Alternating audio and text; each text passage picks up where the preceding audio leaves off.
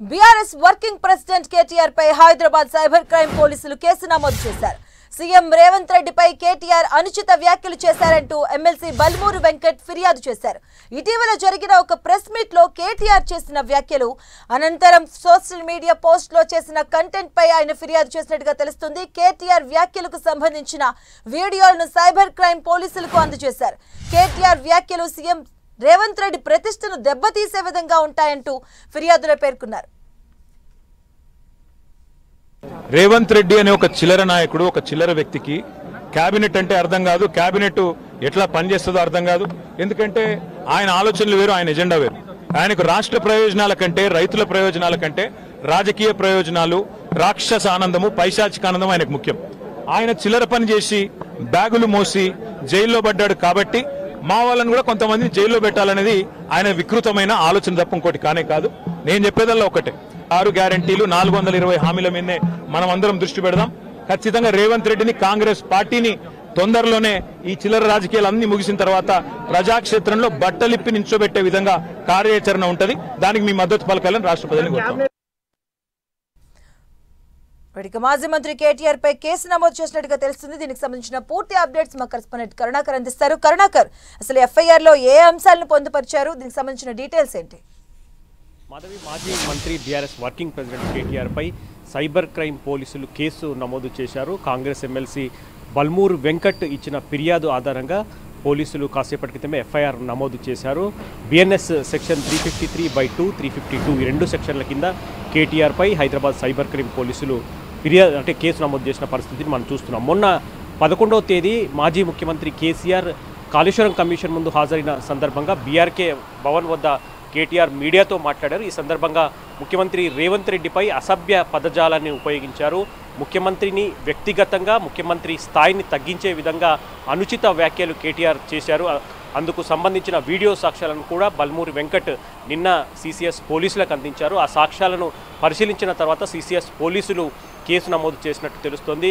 ఈరోజు లేదంటే రేపు కేటీఆర్కు సిసిఎస్ పోలీసులు నోటీసులు ఇచ్చే అవకాశం కూడా కనిపిస్తుందని చెప్పి మనకు అందుతున్న సమాచారం ద్వారా తెలుస్తోంది. కాబట్టి కేటీఆర్ ముఖ్యమంత్రి స్థాయిని దిగజార్చే విధంగా, వ్యక్తిగతంగా ఆయనపై అనుచిత వ్యాఖ్యలు చేసి ఆయన ప్రతిష్టను దిగజార్చే విధంగా వ్యాఖ్యలు చేశారు. ఆ వ్యాఖ్యలను బీఆర్ఎస్ పార్టీ సోషల్ మీడియాలో కూడా విస్తృతంగా ప్రచారం చేసిందని చెప్పి కూడా బల్మూరు వెంకట్ పోలీసులకు ఇచ్చిన ఫిర్యాదులో పేర్కొన్నారు. దాంతోపాటు కేటీఆర్ మీడియాతో మాట్లాడి రేవంత్ రెడ్డిపై చేసిన అనుచిత వ్యాఖ్యలకు సంబంధించిన వీడియోను కూడా సాక్ష్యంగా బల్మూరు వెంకట్ పోలీసులకు ఇచ్చినట్టు తెలుస్తోంది. సాక్ష్యాధారాలను కూడా పరిశీలించిన తర్వాత పోలీసులు బిఎన్ఎస్ 2 సెక్షన్ల కింద కేటీఆర్పై కేసు ఎఫ్ఐఆర్ నమోదు చేశారు. ఈరోజు లేదంటే రేపు కేటీఆర్కు నోటీసులు కూడా ఇచ్చే అవకాశం ఉన్నట్టు తెలుస్తోంది. కాబట్టి కేటీఆర్ చేసిన వ్యాఖ్యలు ముఖ్యమంత్రిని వ్యక్తిగతంగా, ముఖ్యమంత్రి స్థాయిని దిగజార్చే విధంగా, ఆయన ప్రతిష్టను భంగపరిచే విధంగా వ్యాఖ్యలు ఉన్నాయని చెప్పి బల్మూరు వెంకట్ ఆయన పోలీసులకు ఇచ్చిన ఫిర్యాదులో పేర్కొనడం జరిగింది. కేటీఆర్ కూడా దీనిపై ధీటుగా స్పందించే అవకాశం కనిపిస్తోంది. కేటీఆర్ వ్యాఖ్యలు వ్యక్తిగతంగా ముఖ్యమంత్రి రేవంత్ రెడ్డిని దూషించే సందర్భం కావచ్చు, లేకపోతే ముఖ్యమంత్రి రేవంత్ రెడ్డిపై గతంలో ఏసీబీ కేసు ఉంది, ఆయన కేసు ఏమైందని చెప్పి కేటీఆర్ ప్రశ్నించడం కావచ్చు, ఇటువంటి అంశాలన్నీ కూడా కాంగ్రెస్ పార్టీ కొంత సీరియస్గా తీసుకున్నట్టు తెలుస్తోంది. ఈ నేపథ్యంలోనే బల్మూరు వెంకట్ కేటీఆర్పై ఫిర్యాదు చేయడం, ఆ ఫిర్యాదును సీరియస్గా తీసుకున్న పోలీసులు కేటీఆర్పై 2 సెక్షన్లు బిఎన్ఎస్ 353/2, 352 ఈ 2 సెక్షన్ల కింద కేసు నమోదు చేసి ఎఫ్ఐఆర్ నమోదు చేసి ఆయనకు నోటీసులు ఇచ్చేందుకు సిద్ధమైన పరిస్థితిని మనం చూస్తున్నాం. మాధవి, కర్ణాకర్, దీనిపైన కేటీఆర్ ఏమైనా రియాక్షన్ ఇచ్చారా? అంటే బీఆర్ఎస్ శ్రేణులు కానీ కేటీఆర్ కానీ ఏమైనా రియాక్ట్ అయ్యారా? అంటే ఇంకా కేసుకు సంబంధించి, ఎఫ్ఐఆర్కు సంబంధించి ఇంకా కేటీఆర్ రియాక్ట్ కాలేదు. ఎందుకంటే ఆయనకు తాజాగా ఏసీబీ నిన్న నోటీసులు జారీ చేసింది. సోమవారం ఏసీబీ ముందు మరోసారి విచారణకు కావాలి ఈ కార్ రేస్ కేసులో అని చెప్పి నోటీసులు ఇచ్చింది. నోటీసులపైనే కేటీఆర్ చాలా ధీటుగా స్పందించారు. నిన్న చాలా ఘాటుగా ఆయన ట్వీట్ చేసిన పరిస్థితిని మనం చూస్తున్నాం. తనపైనే కాదు ఏసీబీ కేసు, ముఖ్యమంత్రి రేవంత్ రెడ్డిపై గతంలో ఏసీబీ కేసు ఉంది, ఆ కేసుకు సంబంధించి ఇంకా విచారణ పెండింగ్లోనే ఉంది. ఎవరు తప్పు చేశారు, ఎవరు ఒప్పు చేశారన్న దానిపై కేటీఆర్ రేవంత్కు సవాల్ కూడా విసిరారు. జడ్జి ముందు లైవ్ డిటెక్టర్ ముందు ఇద్దరం పాల్గొందాం లైవ్ డిటెక్టర్ టెస్ట్కు అని చెప్పి కూడా కేటీఆర్ రేవంత్కు సవాల్ విసిన పరిస్థితిని మనం చూస్తున్నాం. కాబట్టి కేటీఆర్పై సిసిఎస్ పోలీసులు నమోదు చేసిన ఎఫ్ఐఆర్ కావచ్చు, ఆ కేసుకు సంబంధించి ఇంకా కేటీఆర్ స్పందించలేదు. ఈరోజు కేటీఆర్ కానీ బీఆర్ఎస్ నేతలు స్పందించే అవకాశం కనిపిస్తుంది. మొత్తం మీద బీఆర్ఎస్ నేతలందరూ కూడా ఇటువంటి విచారణలు, కాళేశ్వరం కమిషన్, విద్యుత్ కమిషన్ కావచ్చు, ఇటువంటి విచారణలు కావచ్చు, ఈ కార్ రేస్ కావచ్చు, లేకపోతే ఈరోజు నమోదైన కేటీఆర్పై సిసిఎస్ పోలీసులు నమోదు చేసిన కేసు కావచ్చు, ఇవన్నీ కూడా కక్షపూరిత రాజకీయాల్లో భాగంగానే తనపై కేసులు కావచ్చు, విచారణలు చేస్తున్నారని చెప్పి ముందు నుంచి కేటీఆర్ కావచ్చు, బీఆర్ఎస్ నేతలంతా కూడా ఆరోపిస్తున్న పరిస్థితి మనం చూస్తున్నాం. కేటీఆర్ ఈ ఎఫ్ఐఆర్ ఎఫ్ఐఆర్ పై కావచ్చు, తనపై సిసిఎస్ పోలీసులు నమోదు చేసిన కేసుపై కావచ్చు కేటీఆర్ ఈరోజు స్పందించే అవకాశం కనిపిస్తుంది. మాధవి, కనుక ఎఫ్ఐఆర్ లో పొందుపరిచినటువంటి సెక్షన్స్ అసలు ఏ సెక్షన్స్ పొందుపరిచారు, ఆ సెక్షన్స్ అంటే ఎలాంటి సందర్భాలు వాడతారు, ఆ సెక్షన్స్ ఏం చెప్తున్నాయి?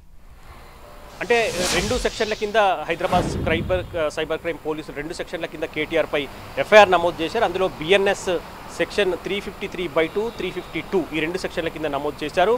వ్యక్తిగతంగా ఒక వ్యక్తి యొక్క ప్రతిష్టను దిగదార్చే విధంగా, ఒక వ్యక్తిని అంటే అనరాని మాట్లాడడం కానీ, లేకపోతే ఆ వ్యక్తిని వ్యక్తిగతంగా ప్రతిష్టను దిగదార్చే విధంగా వ్యక్తిగతంగా దూషించడం, దాంతోపాటు ఒక పదవిలో ఉన్న వ్యక్తిని ఆ పదవిని కూడా కించపరిచే విధంగా వ్యాఖ్యలు చేయడం, ఇటువంటి అంశాలన్నింటినీ కూడా పరిగణలోకి తీసుకొని 2 సెక్షన్ల కింద కేసులు నమోదు చేశారు, ఎఫ్ఐఆర్ నమోదు చేశారు.